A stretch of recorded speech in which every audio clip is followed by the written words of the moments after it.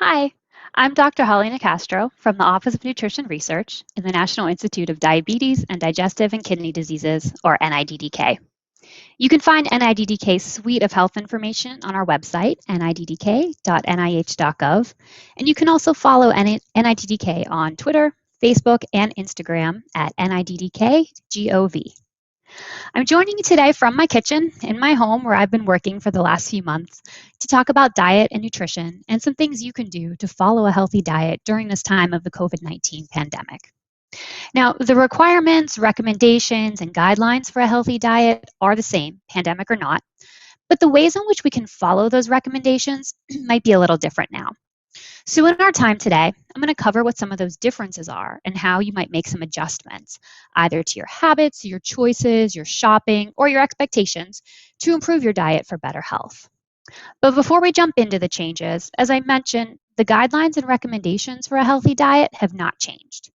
There's no special diet, food, or dietary supplement that will prevent or treat a COVID-19 infection. But it is more important than ever to follow a generally healthy diet. Increasing evidence is pointing to greater COVID-19 disease severity and complications in those with chronic diseases related to diet. Diseases like obesity, diabetes, hypertension, and chronic kidney disease.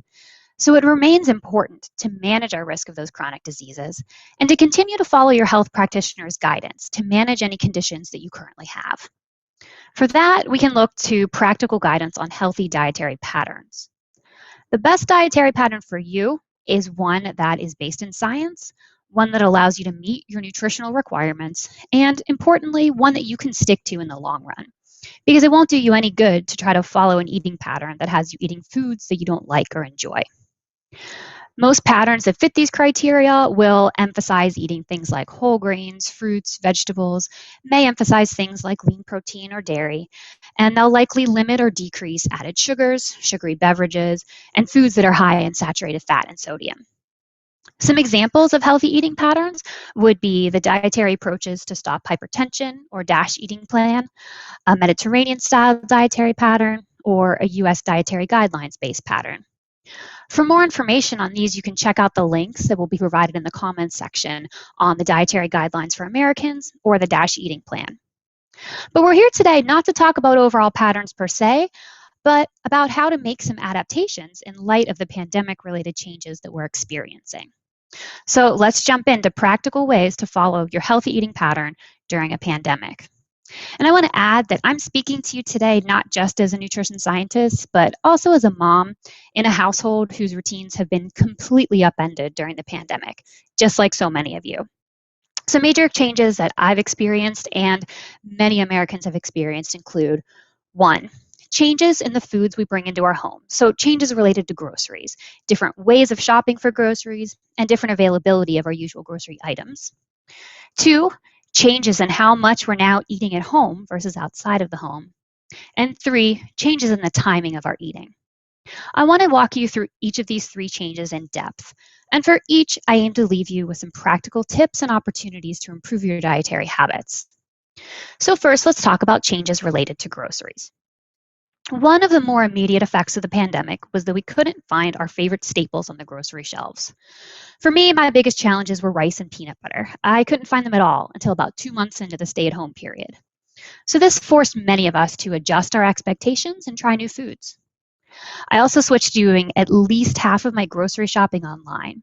I do still go to the stores in person occasionally, but even those in-person visits look different now. I want to get in, get what I need, and get out. This means I'm doing more meal planning and I'm making more detailed grocery lists before I even leave my house. And when I'm at the store, in efforts to maintain social distancing with my fellow shoppers, I have fewer opportunities to stand there and obsess over every blemish in a piece of fruit or compare labels of two different products. And I want to limit the number of overall trips I'm taking out of the house, so I'm buying more food at a time. All of these factors actually present two wonderful opportunities to improve our habits. First, by grocery shopping online or by meal planning and sticking to a list once inside the grocery store, we have the ability to make healthy decisions about what we're going to eat well before we sit down to eat. By making these decisions ahead of time, we can remove some of the factors that might push us to otherwise make less healthy decisions, factors like hunger or stress or emotions or boredom. The second opportunity is to try new things because we don't really have a choice here. When you're grocery shopping online, if the vendor's out of the item you're looking for, they will typically suggest replacement items. Use that to make a healthier choice. So we probably all remember how hard it was to buy pasta this spring, right? But my online stores still offered some alternative pasta choices. They offered pasta made out of red lentils and black beans, two different products. And both of these had higher fiber and more protein than the typical pasta I would have purchased. And it was pretty good. I don't know if I'll make a permanent change, but I did find some new foods that I think I can add into the rotation here. Typically, if a replacement choice can get you more fiber, less sodium, or less added sugar, at a minimum, you should jump at the chance to try something new. We also made switches from peanut butter to almond butter. You know, nutritionally, those are a toss-up. They both have their strong points. But we found a new food that we like a little bit better now. And when you're open to new foods, it's more likely that your kids will be too. We have one very strict food rule at my house. That rule is it's okay to not like a food as long as you try it first. If you try it and you don't like it, that's fine. We won't ask you to finish it. You're not in trouble. I think that rule has gone a long way into shaping my kids into the adventurous eaters that they usually are. But it only works because my husband and I follow the same rule. Now, a few more tips related to grocery shopping. When you're unpacking your groceries, organize and use them according to shelf life. Bananas might last only a few days on your countertop, so put them out in a prominent location where they'll be seen and eaten first. And I can demonstrate to you how well this one works, because yesterday I bought 10 bananas, partly because my family likes bananas, partly because I thought they would look nice in the background of this live stream. But now I'm down to 3 left, so because they're out and they're seen, so they're going to get eaten. You know, whereas something like oranges might hold up for a few weeks if you put them in the refrigerator. So save those for a bit while you work your way through the other more perishable things. Food spoilage was never a big issue in my house until we started buying groceries in bulk. And one day I had to throw away some strawberries that were so beautiful on day one but had grown mold. And I realized I needed a better system. So now what I do is I have one entire section of my countertop and the entire top shelf of my refrigerator dedicated to foods that need to be eaten within the next 24 to 48 hours. So anyone in my family now knows to check those 2 places first before preparing or asking for meals or snacks from scratch. And if I have produce that is about to turn, I can wash, peel, and chop it or cook it depending on what it is to buy myself a few more days and then have more ready-to-go options on hand. The big example here is mangoes. They're in season and they're my oldest son's favorite food. I do my best to buy them at various stages of ripeness, but inevitably they all reach their use or lose point at the exact same time. And we can't eat 8 mangoes in a day, but if I peel, chop, and store them all in an airtight container, then we can have mangoes for the next several days. And one last but certainly not least important item related to groceries is that for many of us, our economic situation has changed, and we're looking for ways to trim our grocery budget. Now for this, I'll once again refer you to both the Dietary Guidelines for Americans and the DASH Eating Plan, which were developed with food costs in mind. And pandemic or not, things like meal planning and cooking in bulk can help to save money. My absolute favorite low-cost healthy ingredients are beans and lentils. Both are high in fiber and protein and potassium and other important minerals and vitamins. One large batch of beans or lentils, you can cook them at the beginning of the week and then use them all week in breakfast, lunch, and dinner and mix it up by just adding different sides or sauces or garnishes or mix-ins. You can buy them canned, dried. I've even seen frozen now. I've been known to make a giant pot and just eat it throughout the week. Now, the same thing can apply to lower cost bulk vegetables. Giant bags of carrots, giant bags of pre-cut broccoli. Cook one batch at the beginning of the week, and then you'll always have healthy vegetables ready to serve. And I've seen some great deals lately on large bags of apples or large bags of different varieties of oranges. So reviewing for groceries, major change number 1. Use the opportunities to plan healthy choices ahead of time, like times when you're not hungry, and use the opportunity to make healthy substitutions and try new things. Organize your food so that you're eating the most perishable things first and not wasting your investment. And try some healthy, low-cost bulk items like beans, lentils, carrots, and apples. So now let's move on and talk about change number 2. Suddenly, we're eating all or almost all of our food at home. Pre-pandemic, maybe you ate breakfast on the go and lunch at work, and then you came home for dinner. Maybe you're used to your kids having breakfast and lunch at school, or maybe you're used to dinner out most nights. But now, suddenly, you're dealing with 3 meals a day, plus any snacks at home. It is a lot of work to shop and prepare, a lot to think about, and a lot to plan. And even when you eat takeout, which is a nice treat, a nice mental break from all of this, and a good way to continue to support local businesses, it's still at your home that you're eating it, at that same table. So it's a lot, yes. But this change might present some of the best opportunities of all to change some habits. First would be portion control. When you're cooking for yourself, you can plan ahead and pre-portion your meals. When you order takeout, I advise you to dish out the food on your own dishes. This is your chance to see how restaurant portions differ from what you might prepare for yourself. Doing this will likely help you stretch your dollars too. You might be surprised at how many times your takeout meal actually contains more than one portion. So you might order dinner, but then end up with lunch the next day.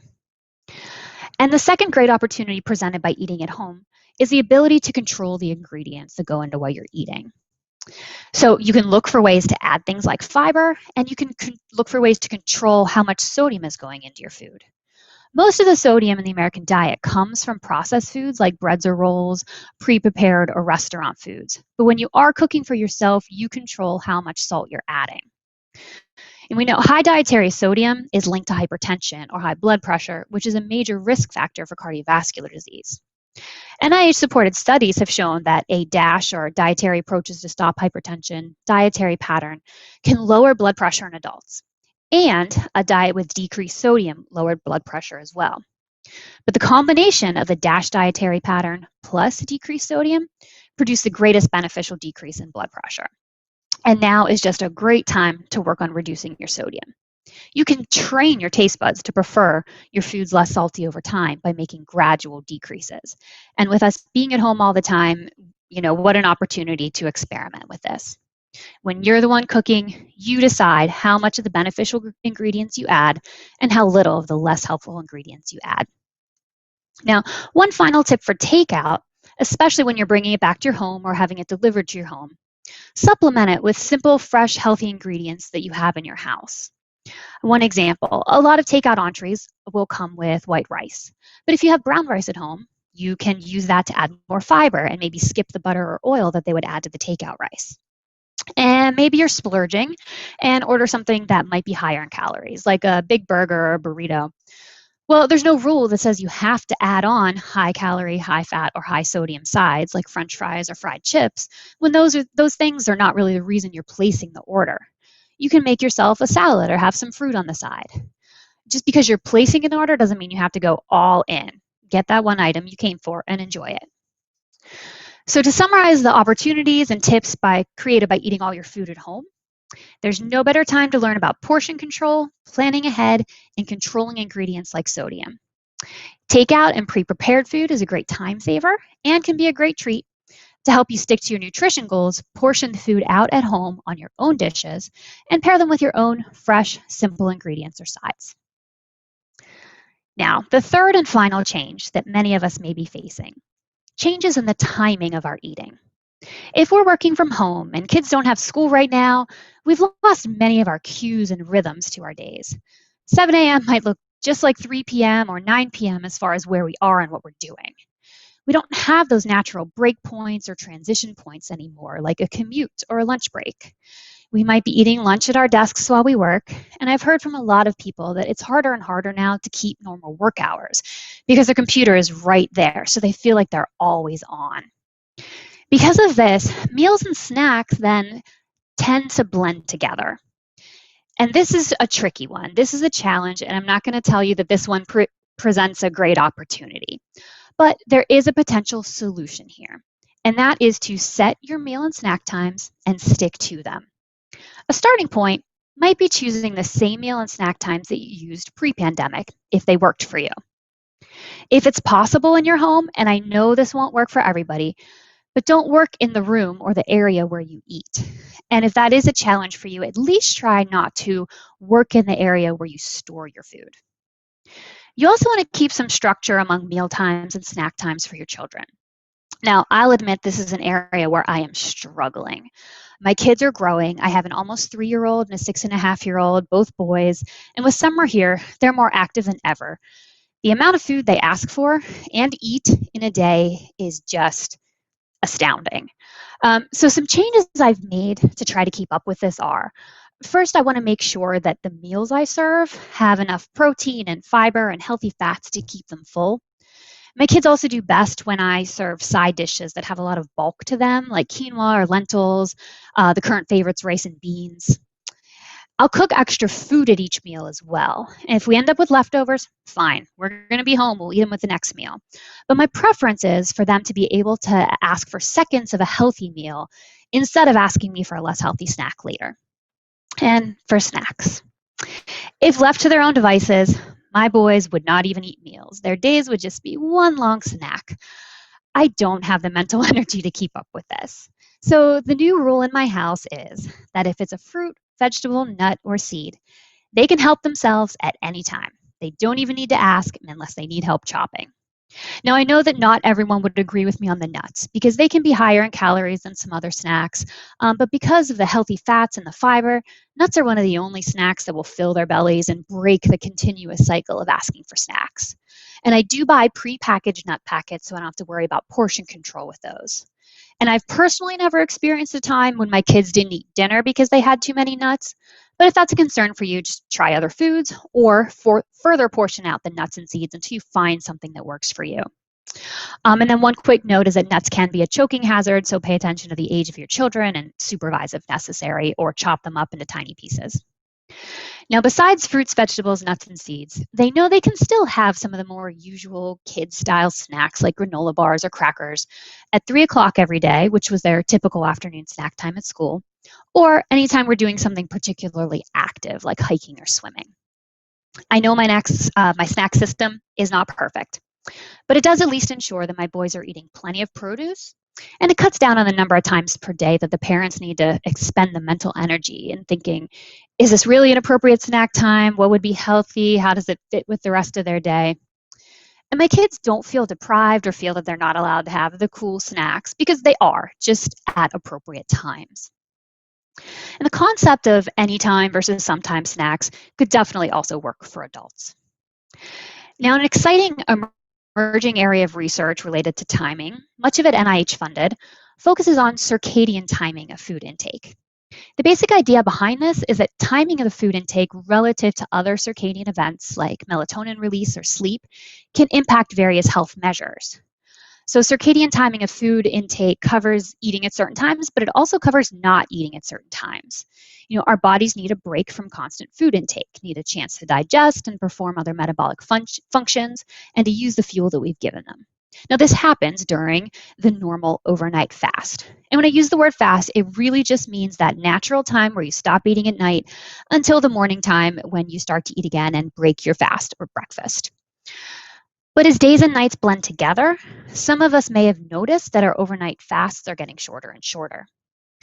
And researchers, including NIH-supported researchers, are actively studying the optimal time of day or optimal circadian timing of this daily fast. The science is not yet settled on the optimal number of hours to aim for every day, but a good starting point would be to aim for 12 hours, with the potential for more beneficial effects, like on glycemic responses or blood lipids, with a 16-hour fast. And so far, there seem to be advantages for having your eating window be earlier in the day and then stopping eating before evening time. Now, this doesn't have to represent a radical change. It could be as simple as not eating after dinner. This is something I experiment with myself. I try to stop eating after dinner most nights. So that means by the time I have a mid-morning breakfast, I would have been in a fasted state for about 14 hours. Now, you should always consult with your healthcare provider before making changes like this to the way you eat. And circadian timing of meals, or time-restricted eating, which is the sciencey term for not eating at certain times, like not eating after dinner, it might not be best for everybody. So pregnant women or people with diabetes or poor blood glucose control, or people with a history of eating disorders should not try this. So to summarize the tips for navigating changes in timing of eating: structure your meal and snack times, consider some anytime versus sometime snacks, and consider circadian timing of meals. Now, we've made it through the 3 big changes, but finally, it's important to remember, and how could we forget? These are crazy, unprecedented times, and we're all doing the best we can. We've all made it through over 4 months now of constant change and adaptations. So choose the tips that work for you and cut yourself a break. If you are struggling, whether with weight maintenance, emotional eating, body image issues, or other diet-related issues, please reach out to your healthcare practitioner or a registered dietitian. For those more interested in the science behind nutrition, the National Institutes of Health recently released the 2020 to 2030 Strategic Plan for NIH Nutrition Research. This is a first of its type plan, and it emphasizes cross-cutting, innovative opportunities to advance nutrition research over a wide range of areas, with a core focus on the science of precision nutrition, which aims to use a wide array of personal features like your genetics, dietary habits, health history, physical activity, or the microbiome, to provide nutritional guidance relevant to the individual. So we'll put the link to the plan in the comments section. Thank you for joining this Coping with COVID-19 live stream today. I hope you learned something that will help you in this crazy time.